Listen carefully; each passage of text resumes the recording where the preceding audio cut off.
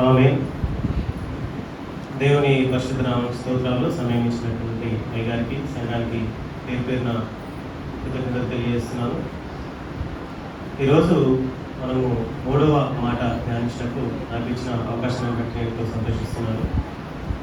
3వ మాటగా, అమ్మా ఇదిగో నీ కుమారుడు, ఇదిగో నీ తల్లి.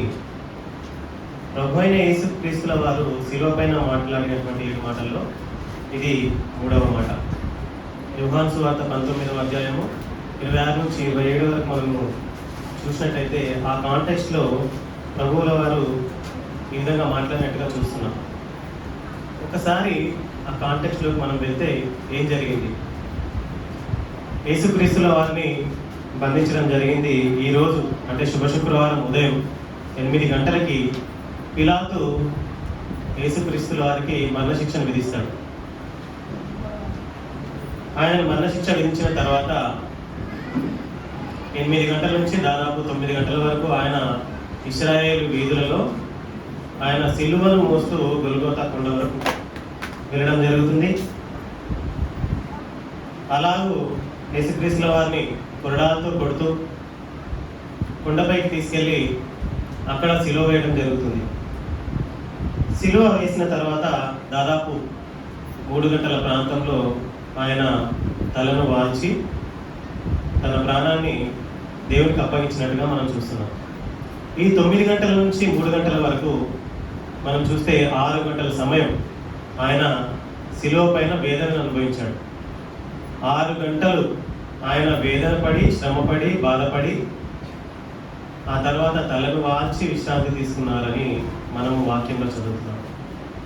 మనం ఒకసారి ఆదికాండంలో చూస్తే యేసుక్రీస్తుల వారు లేదా యెహోవా, తండ్రి అయిన యెహోవా 6 దినములు భూమి ఆకాశ నక్షత్రాలను సృష్టించి 7వ దినమున విశ్రాంతి తీసినట్టుగా మనము చదువుకున్నాం.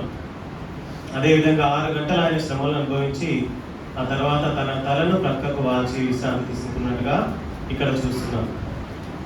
అయితే పిలాతు ఆయనకి శిక్షను విధించిన తర్వాత ఆ కొరడాలతో కొట్టించారండి. అక్కడే 39 కొరడా దెబ్బలు ఆయన తిన్నారు. ఎందుకంటే ఆ కొరడా దెబ్బలు తింటున్నప్పుడైనా ఈయన ఏ తప్పు చేయలేదు కనుక ఈయన పైన ప్రభు అయిన యేసుక్రీస్తుల వారి పైన జాలిపడి వాళ్ళు చేసిన తప్పు తెలుసుకొని యూదుల హృదయం ఏమైనా మారుతుందేమో, వాళ్ళకి ఏమైనా జాలి కలుగుతుందేమో అని అక్కడ ముందుగా కొరడా శిక్షలు విధిస్తారు. కొరడా అంటే ఎలా ఉంటుందంటే ఆ కొరడా దెబ్బ ఒకటి మన ఒంటి పైన పడ్డప్పుడు మనకు మొత్తం ఒళ్ళంతా షివరింగ్ వచ్చేసి చిల్స్ వచ్చేస్తాయి. చిల్స్ అంటే వణుకు, చలి జ్వరం వచ్చినప్పుడు వణుకుతారు చూసారా, అటువంటి వణుకు వస్తుంది. అటువంటి కొరడా దెబ్బలు 39 కొరడా దెబ్బలు ఆయన అనుభవించడం జరుగుతుంది. అయినప్పటికీ అక్కడ ఉన్నవారి హృదయ కాఠిన్యంను బట్టి వాళ్ళ ఆలోచనలను, వాళ్ళ యొక్క కోరికలను మార్పు లేదు కాబట్టి శిక్ష అనేది అమలు చేయడం జరుగుతుంది. ఈ కాంటెక్స్ట్లో ఆయన శిలువ పైన తన ప్రాణాన్ని విడవడం కంటే ముందు ఈ 6 గంటల్లో మనకు 7 మాటలు సెలవిచ్చినట్టుగా మనం చూస్తున్నాం. ఆ 7 మాటలలో ఎవరైనా ఒక మనిషి జీవించిన కాలంలో ముఖ్యమైన మాటలుగా మనం ఏం చూస్తామంటే ఆయన జీవించినప్పుడు, పుట్టినప్పుడు నుంచి చనిపోయే వరకు మనం చూసుకున్నట్లయితే చనిపోయినప్పుడు ఎవరి మాటలైనా, మీరైనా, నేనైనా, ప్రఖ్యాతి గాంచిన వారైనా వాళ్ళు చనిపోయే ముందు ఈ విషయాలు చెప్పారండి అని వాటిని గొప్పగా ఎంచుకోవడం జరుగుతుంది.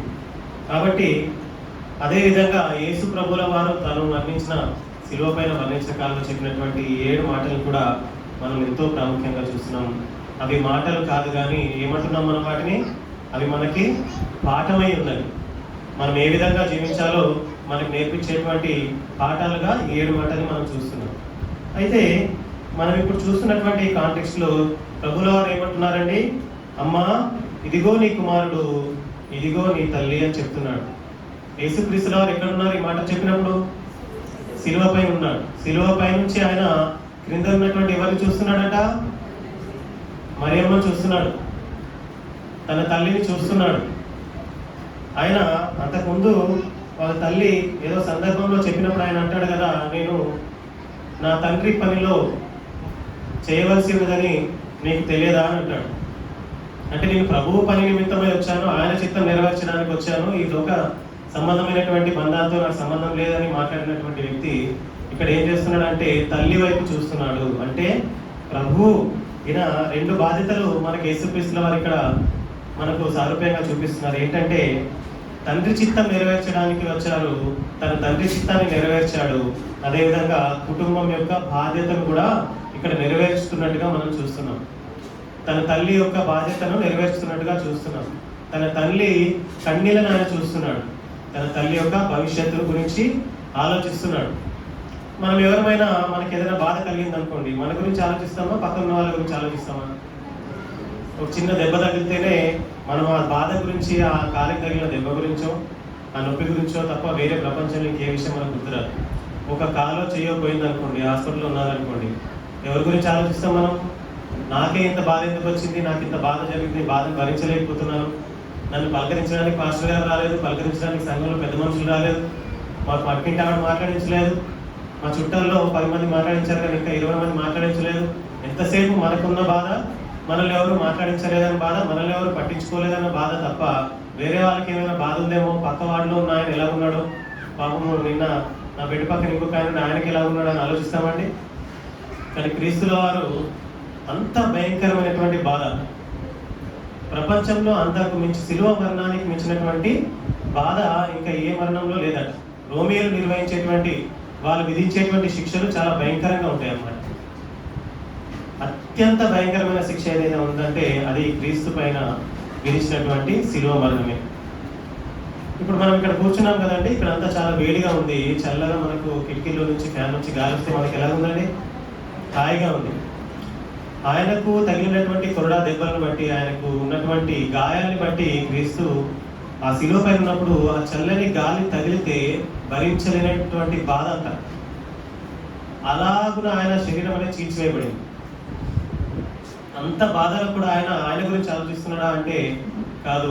తన శిలువ క్రింద తను చూస్తున్నటువంటి తన తల్లిని గురించి, ఆమె భవిష్యత్తును గురించి, అదేవిధంగా తనకి ఇష్టమైనటువంటి డిసైపుల్, తన శిష్యులలో ఒకరైనటువంటి తన శిష్యుని గురించి, యోహాను గురించి ఆలోచిస్తున్నాడు. తన బాధలోనూ ఇతరుల గురించి ఆలోచించమని మనకు ప్రభువు ఈ సందర్భంగా నేర్పిస్తున్నాడు. అయితే ఈ సందర్భంగా మనకు ప్రభువు ఏం చేశారండి? కుటుంబము అనేది ఆ సరిహద్దులలో కాకుండా మనవాళ్ళు అనే సరిహద్దులను చెరిపేసి సిలువకి చెందిన వాళ్ళని మన కుటుంబంగా భావించాలనేటువంటి సందేశాన్ని మనం ఇక్కడ చూస్తున్నాం. యేసుక్రీస్తుల వారు ఇక్కడ ఒక అద్భుతాన్ని చేశారు. తను అక్కడ ఒక కొత్త కుటుంబాన్ని నిర్మించాడు. సంఘం అనే కుటుంబాన్ని అక్కడ నిర్మించాడు. మొదటి సంఘం శిలువ కింద ఆయన కొరకు ఎవరైతే వచ్చారో, ఒక రోమా ప్రభుత్వము వేసినటువంటి శిక్ష దాన్ని వ్యతిరేకిస్తూ అక్కడికి రావడం అనేది చాలా ధైర్యంతో కూడుకున్నటువంటి విషయం. మిగతా శిష్యులందరూ పారిపోయారు. అంతవరకు తనతోన ఎవరైతే మేళ్లు పొందారో వాళ్ళందరూ పారిపోయారు. కానీ కొందరు మాత్రము అక్కడ తను శిలువను తీసుకొస్తున్నప్పుడుగా కూడా యేసుప్రభుల వారిని వెంబడించడం చూసాం. వెంబడించి భయపడకుండా, బెదిరిపోకుండా అక్కడే చివరి వరకు అక్కడ నిల్చున్న వారు మొదటి సంఘంగా మనం చూస్తున్నాం. అయితే ఈ సందర్భంగా మనము ఈ అమ్మ ఇదిగో నీ తల్లి, ఇదిగో నీ కుమారుడు అనేటువంటి ఈ 3వ మాటని 3 సందర్భాలు ధ్యానం చేద్దామండి. కొత్త కుటుంబాన్ని ప్రభువుల వారు అక్కడ నిర్మించాలని, రెండవది గౌరవము బాధ్యత అనేటువంటి 2వ అంశాన్ని, 3వది మనకున్నటువంటి పిలుపేంటో మనం గ్రహించే వారిగా ఉండాలనేటువంటి విషయాన్ని మనం ఇక్కడ ధ్యానిద్దాం. ఒకసారి యోహాను సువార్త 19వ అధ్యాయం 26 నుంచి 27 వరకు వాక్య పఠనం చేద్దామండి.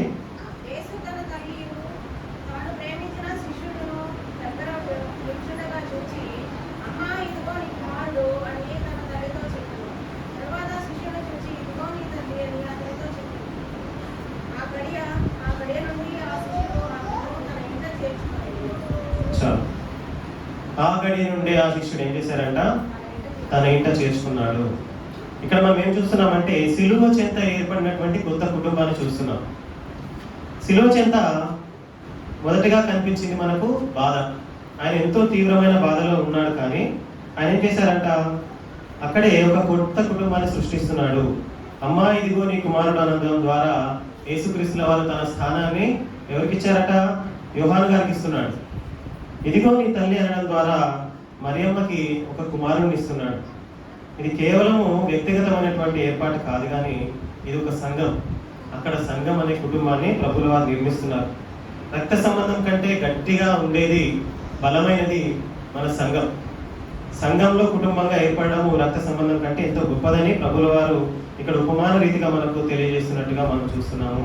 ఇక్కడ మనం నేర్చుకునేది ఏంటంటే, నిజమైన కుటుంబం అంటే నా వాళ్ళు అనేది కాదు, కానీ యేసుతో ఉన్నవాళ్ళు అని గ్రహించాలని ప్రభువుల వారు చెప్తున్నారు. అంటే నిజమైన కుటుంబం అంటే మన కుటుంబము, మన అక్క చెల్లెలు, మన బంధువులు కాదు, కానీ యేసుతో ఉన్నవాళ్ళు, సిలువతో ఉన్నవాళ్ళు, మన సంఘస్థులు, మన కుటుంబంగా మనము గుర్తించవలసినటువంటి అవసరం ఉన్నది. ఇక్కడ ప్రభువుల వారు ఒంటరితనాన్ని దూరం చేస్తున్నారు. ఒంటరితనం అనేది జీవితంలో ఎవరికైనా అతిపెద్ద బాధ ఉన్నది. యేసు ఎవరిని ఒంటరిగా ఉండాలని కోరుకోడు. ఏమన్నారండి బైబిల్లో? నరుడు ఒంటరిగా ఉండటం మంచిది కాదన్నారు.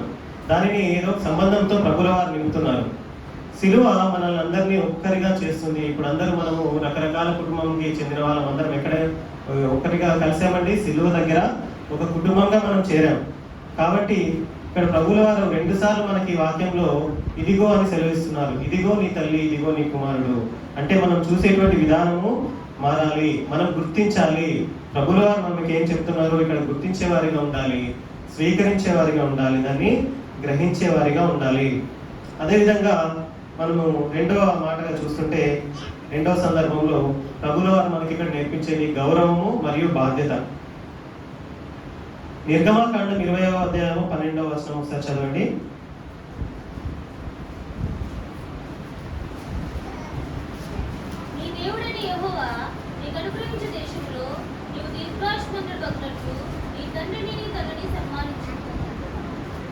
నీ తండ్రిని నీ తల్లిని సన్మానించుము. మనకున్నటువంటి 10 ఆజ్ఞల్లో మొదటి 5 ఆజ్ఞలు దేవుడు ఏమని చెప్తున్నాడండి? నీ దేవుడైన యెహోవాను నేనే, నేను తప్ప వేరొక దేవుడు నీకు ఉండకూడదు. పైన ఆకాశం అందే గాని, కింద భూమి అందే గాని, నీళ్ళ ఎందే గాని, నీళ్ళ యందు ఉండే ఏదైనా రూపం నందు గాని విగ్రహమునైనను నీవు చేసుకొనకూడదు. నీ దేవుడైన యెహోవా నామమును వ్యర్థంగా ఉచ్చరింపకూడదు. ఆదివారంలో అంటే పరిశుద్ధ దినంలో పాటించాలి. నీ తండ్రిని నీ తల్లిని సన్మానించాలి. మొదటి 5 ఆజ్ఞలు ప్రభువు తన గురించి మనతో ఏ విధంగా ఉండాలో చెప్తున్నాడు. రెండవ 5 ఆజ్ఞలు చూస్తే ఇతరులకు మనం మన పొరుగు వారితో ఏ విధంగా ఉండాలో చెప్తున్నాడు. నరహత్య చేయకూడదు, హెచ్చరించకూడదు, దొంగిలించకూడదు, నీ పొరుగు వారి మీద అబద్ధ సాక్ష్యము ఆడకూడదు, నీ పొరుగు వారి భార్యనైనను దాసునైనను దానికి చెందినది ఏమైనా ఆశించకూడదని మనము పొరుగు వారితో ఏ విధంగా ఉండాలో చెప్తున్నాడు.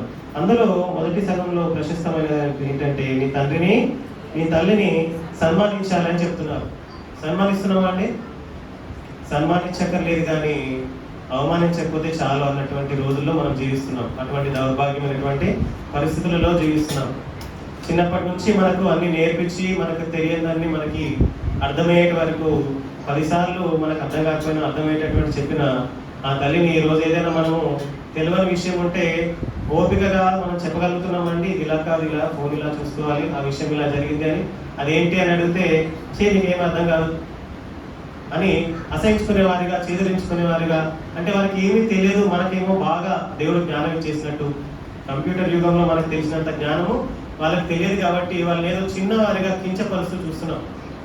మనం సమాజంలో ఈరోజు జరిగేటువంటి ఈ విధానాన్ని చూస్తే అటువంటి ఘోరమైనటువంటి, దారుణమైనటువంటి, దౌర్భాగ్యకరమైనటువంటి పరిస్థితుల్లో మనం జీవిస్తున్నాం. తల్లిని తండ్రిని సన్మానించడం పక్కన పెడితే అవమానించని రోజు నిజంగా మీ జీవితంలో ఒకటైనా ఉందా? గుర్తు చేసుకోండి. మీ తల్లిని ఎదిరించని రోజు మీ జీవితంలో ఉందా? బయట ఉన్న పిల్లలు కూడా ఒకసారి ఈ విషయంలో మీరు ఆలోచించాలి. యవనస్తులు, యవనస్తురాలు, ఒక్కరోజైనా మీ తల్లికి ఎదురు చెప్పకుండా మీరు ఉంటున్నారా? మీ జీవితాంతము ఈ విధంగా ఉండమని ప్రభువుల వారు సెలవిస్తున్నారు. కానీ జీవితాంతం కానీ పక్కన పెట్టండి, ఒక రోజైనా మీరు ఎదిరించకుండా, వారిని కించపరచకుండా, వారిని అవమానపరచకుండా ఉంటున్నారా అనేది మనం ఆత్మ పరిశీలన చేసుకోవాలి. మీరు వారిని బాధ పెట్టే రోజులెన్ని? మీ మాటల వల్ల వాళ్ళు బాధపడిన రోజులెన్ని? మరి మీరు చిన్నప్పటి నుంచి మీకు తెలియని విషయాలన్నీ నేర్పిస్తూ మీకు మీకు అడుగులు వేయడంతో పాటు సమాజంలో ఏ విధంగా మెసులుకోవాలో, ఏ విధంగా ఎవరితో మాట్లాడాలో నేర్పిస్తూ, మీరు ఏదైనా సాధిస్తే వాళ్ళు మురిసిపోతూ సంతోషిస్తూ మీరు తింటే వాళ్ళు తినకుండా ఆనందిస్తూ, మీరు బలంగా ఉంటే వీరు ఎంత బాగా పుష్టిగా ఎదుగుతున్నాడని సంతోషించినటువంటి వ్యక్తులు ఈరోజు బలహీనపడ్డటువంటి స్థితిలో, వాళ్ళు ముసలి వాళ్ళుగా అయినటువంటి స్థితిలో మనం వాళ్ళని ఏ విధంగా ప్రేమిస్తున్నాం. ఒక ఎగ్జాంపుల్ ఇక్కడ తీసుకుంటే, ఒక ఆవిడ వాళ్ళ కూతురు ఎంతో బాగా చిన్నప్పటి నుంచి తనకున్న లేని స్థితిలో కూడా మంచి మంచి విద్యా సంస్థల్లో చదివించి డాక్టర్గా చదివించినారంట. ఆవిడ డాక్టర్ అయ్యి కాలేజీలో 5వ సంవత్సరం చదువుతున్నప్పుడు మరొక సంవత్సరం అయితే డాక్టర్ కూతురుందని ఊర్లో అందరితో చెప్తూ సంతోషిస్తూ తన కూతురుతో ఉందామని ఆ చివరి 1 month అయినా సరే అక్కడ కాలేజీలో ఉందామని వెళ్ళిందట. ఒకసారి కూతురు చూద్దామని. ఆ అమ్మాయి తన బర్త్డేకి స్నేహితులందరినీ, మిగతా డాక్టర్స్ ఉంటారు కదా, సీనియర్స్ కానీ జూనియర్స్ కానీ, వాళ్ళందరినీ పిలవడం జరిగింది. అయితే ఇది దాదాపు అందరు గెస్ట్ చేయవచ్చు. ఈ సందర్భంలో వాళ్ళందరూ ఈ అమ్మాయి యొక్క స్నేహితులందరూ వచ్చారు కదా, వారికి మంచిగా చూసుకోవాలని చెప్పేసి వారికి కావాల్సినవి వండి పెట్టి టీలు గట్ట సప్లై చేసి వాళ్ళందరికీ సంతోషంగా ఆవిడ హడావిడికి తిరుగుతుంటే, ఇదేంటి ఎప్పుడు నువ్వు ఒక్కదాన్ని ఉంటావు కదా రూమ్లో, మరి ఆంటీ కొత్తగా కనపడుతున్నారు ఎవరంటే, నిన్నే వచ్చింది కొత్తగా మెయిడ్ని పెట్టుకున్నాను అని అన్నారు. మెయిడ్ అంటే ఏంటంటే పని మనిషిని కొత్తగా పెట్టుకున్నారు. ఎందుకంటే వాళ్ళ అమ్మకి అంత అందంగా లేదు, చూడడానికి హీరోయిన్ లాగా లేదు. సినిమాలో చూపించినట్టుగా, సినిమాలో అయితే అమ్మమ్మలైనా సరే చాలా అందంగా ఉంటారు, ఎందుకంటే మేకప్ చేస్తారు కాబట్టి. మన అమ్మమ్మలు ఏమవుతారంటే, మన నాన్నలైనా సరే కొంతకాలానికి నాన్నలకైతే జుట్టు ఊడిపోతుంది, అమ్మలైతే కొంచెం లావుగానో ముసలిగానో కనపడుతుంటారు, ముఖం అంతా మడతలు పడిపోతుంది. అటువంటి వారిని మనం ఇంట్రడ్యూస్ చేయడానికి సరిగ్గా ఇష్టపడం. వాళ్ళ అమ్మలు ఎలా ఉంటారో మనకు తెలియదు, కానీ మన అమ్మలు మాత్రం ఇలా ఉన్నారంటే చాలా తక్కువ మంది. ఎంతమంది మీరు మీ మదర్స్తోని, ఇక్కడ ఉన్నటువంటి యవనస్తులు సెల్ఫీలు పెట్టుకుంటారు, మీ టీచర్స్తోని, కొలీగ్స్తోని, ఇంకా బాగున్న వారు ఎవరితోనైనా సెల్ఫీలు పెట్టుకుంటారేమో, కానీ మీ డీపీలో ఎంతమంది మీ మదర్స్ ఉంటారండి? దేవునికి మహిమ కలుగును గాక. అలా ఉండడం చాలా సంతోషం.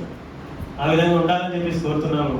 ప్రభువుల వారు అదే సెలవిస్తున్నారు. ఈ కాలంలో వాళ్ళు తండ్రిని పరిచయం చేసుకోవడానికి కూడా పిల్లలు ఇష్టపడినటువంటి విధంగా ఉన్నటువంటి రోజులు మనం చూస్తున్నాం. ఈ పరిస్థితులు మారాలంటే ఇప్పుడు మనము ఈ దైవ ధ్యానాలు, మందిరానికి రావడము, రెగ్యులర్గా రావడము, ఇది ఊళ్ళలో చూస్తుంటాం. మీరందరూ చాలా అదృష్టవంతులు. పల్లెటూర్లలో ఉండి పెరుగుతున్నటువంటి వాళ్ళని నేనైతే అనుకుంటాను కదా, చాలా అదృష్టవంతులు. మీరైతే రెగ్యులర్గా మందిరానికి వస్తుంటారు, ఈ విధంగా సహవాసంలో కూడుకుంటుంటారు. అదే మనం సిటీ కల్చర్ చూస్తుంటే ఆదివారము కాసేపు వెళ్ళి కూర్చొని ఎప్పుడైపోతుందో చూసి బైబిల్ కూడా తెరవకుండా, జిప్ కూడా ఓపెన్ చేయకుండా వెళ్ళిపోయే వాడిగా చూస్తున్నాం. మరి అటువంటిప్పుడు వాళ్ళు ఏ విధంగా బలపరచబడతారని వాక్యంలో?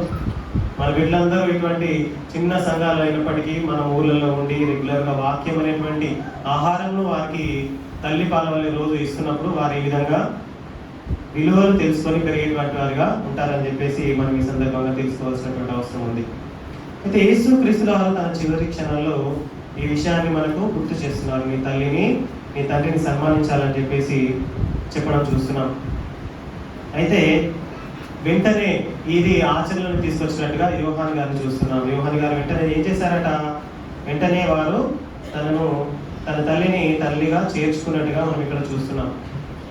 ఇక్కడ యేసుక్రీస్తుల వారు వాడుకున్నటువంటి బాధ్యతను చూపించారు. అదే యోహాన్ గారు ఆజ్ఞలను పాటించినట్టుగా మనం చూస్తున్నాం.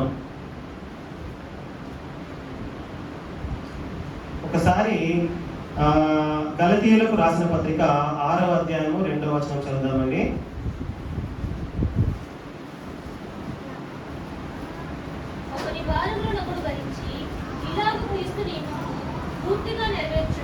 చాలు. ఇక్కడ మనకి ఏమని సెలవిస్తున్నారు? ఒకరి భారములను ఒకరు మోయుడి, అలాగున క్రీస్తు నియమమును నెరవేర్చండి అంటున్నారు. ఇక్కడ యోహాన్ గారు ఆ నియమమును వెంటనే చేసి చూపించాడు. నేను పాటిస్తాను అని కాదు, కానీ వెంటనే ఆ నియమాన్ని పాటించిన వారిగా చూస్తున్నాము. 1 తిమోతికి రాసిన పత్రిక 5వ అధ్యాయం 4వ వచనాన్ని మనం చూద్దాం ఒకసారి.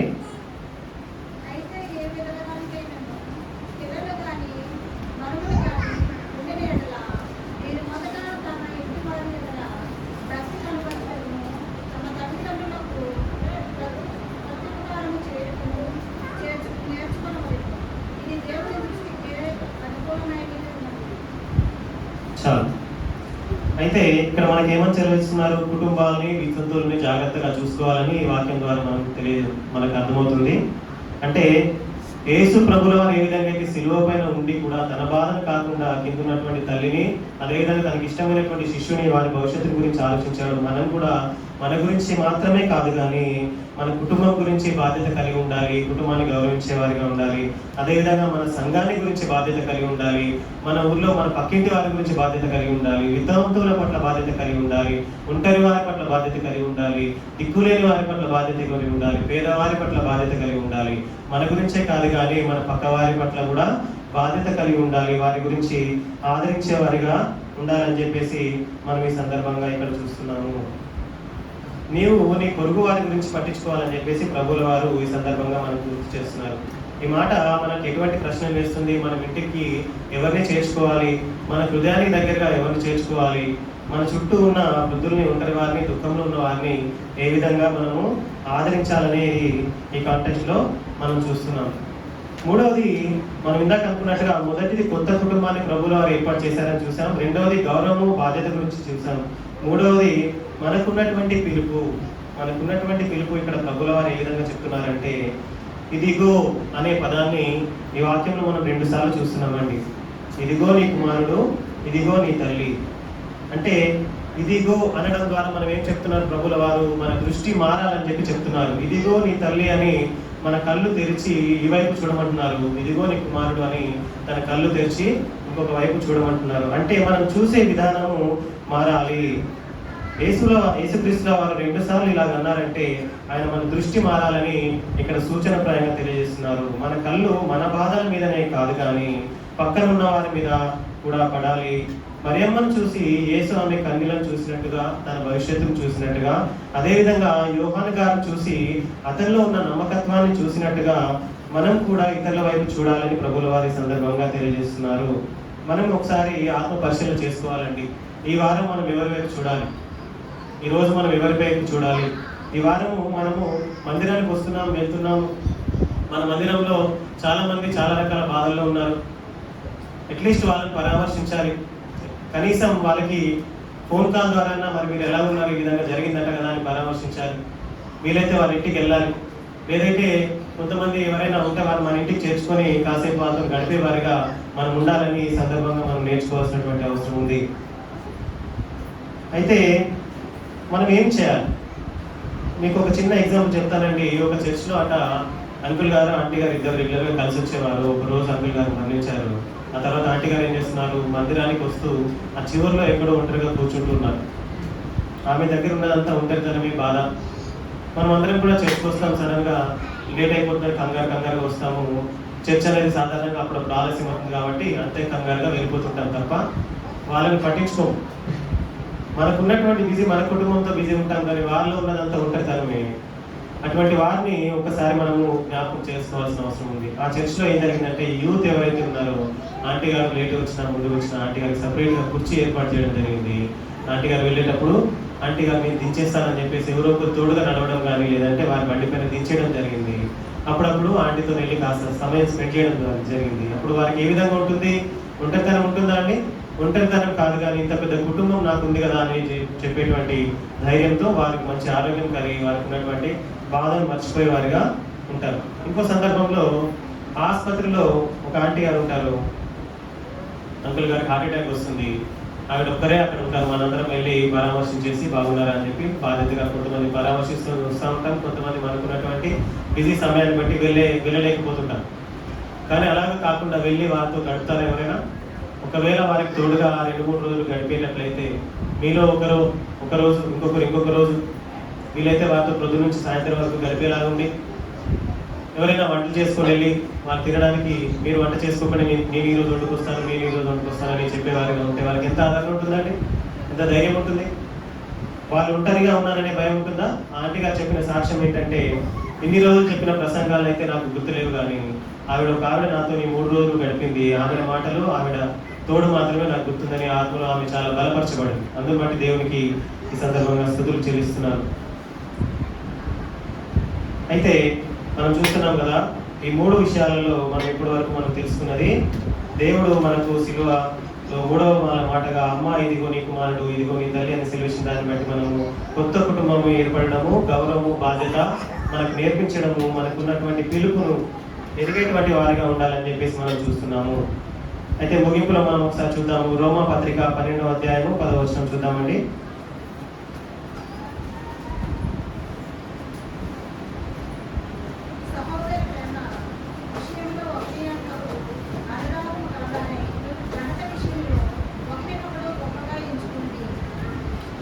చాలు. సహోదర ప్రేమతో ఒకరినొకరు అనురాగం కలిగి ఉండాలట. గౌరవించడంలో ఒకరినొకరు మించిపోవాలట. మనల్ని ఆయనకి ఇచ్చే గౌరవము, ఆయన మనకి ఇచ్చే గౌరవం ఒకరినొకరు మించిపోవాలట. సిలువ మనకిచ్చినటువంటి కుటుంబాన్ని మనం స్వీకరించే వారికి ఉండాలి. సహోదర ప్రేమలో ఒకరినొకరు గౌరవించుకోవాలి. ఎంతసేపు ఈ కాంటెస్ట్ అనేది ఒక తల్లి కుమారుడికి సంబంధించిందే కాదు, కానీ మనము సహోదర ప్రేమతో ఒకరితో ఒకరు, ప్రభుల వారైతే అక్కడ ఉన్నటువంటి కాంటెక్స్ట్ లో అక్కడ తల్లి ఉంది, శిష్యులు ఉన్నారు, శిష్యులందరూ పారిపోయారు భయపడి, కానీ యోహాన్ గారు ఆయన్ని వెంబడించారు. తల్లి మరి ఆమెని యోహాన్ గారు ఇంటి ఎందుకు చేర్చుకున్నారంటే ఆమెకి కుటుంబం ఉంది కదా, ఆయనకి యేసు ప్రభుల వారికి బ్రదర్స్ ఉన్నారు కదా, వాళ్ళు ఎందుకు చేర్చుకోలేదు? వాళ్ళు ఉండగా ఈయన ఎందుకు చేర్చుకోమన్నాడు? మనం ఒకవేళ దాని బ్యాక్ సైడ్ కాంటెస్ట్ ని చూస్తే, రోమేయులు శిక్ష విధించిన తర్వాత దానికి ప్రభుల వారు అంతకు ముందు నుంచి కూడా నేనే దేవుడిని చెప్పుకుంటూ తిరుగుతున్నాడు, ఆయనకు మనకు ఏం సంబంధం లేదు అని చెప్పేసి సహోదరులు ఒక సందర్భంలో అన్నట్టుగా మనం చూస్తున్నాం. అదేవిధంగా వారు విధించిన శిక్షకు వ్యతిరేకంగా వెలివేసినట్టుగా వాళ్ళు శిక్ష విధించిన సందర్భంలో ఎవరు ముందుకు రాలేదు, కాబట్టి వారు తనను ఇంటికి చేర్చుకునే సందర్భం ఉంటుందో లేదో అని వారి భవిష్యత్తు గురించి ప్రభుల ముందుగానే ఆలోచించి తన శిష్యునికి అప్పచెప్పినట్టుగా చూస్తున్నాము. ఈరోజు మనము ఎవరిని చూడాలి అని ఒకసారి ఆత్మపరిశీలన చేసుకోవాలి అని ప్రభు అడుగుతున్నాడు. ఆలోచిద్దాం, మన హృదయానికి ఎవరిని చేర్చుకోవాలి, మనం ఎవరితోని సహోదర ప్రేమ కలిగి ఉండాలనేది మనం అందరం కూడా మరొకసారి ఆత్మపరిశీలన చేసుకొని మనం సంఘంలో, ఈ సంఘాన్ని కుటుంబంగా, సంఘంలో బాధ్యత కలిగి ఒకరినొకరు గౌరవించుకుంటూ ఉండాలని చెప్పేసి ఈ సందర్భంగా ప్రతి ఒక్కరికి మనం చేస్తున్నాను. ప్రార్థించుకుందాం. ప్రభువైన యేసు, శిలువ పైన ఉన్నటువంటి బాధలను మా గురించి మీరు ఆలోచించినారు తండ్రి.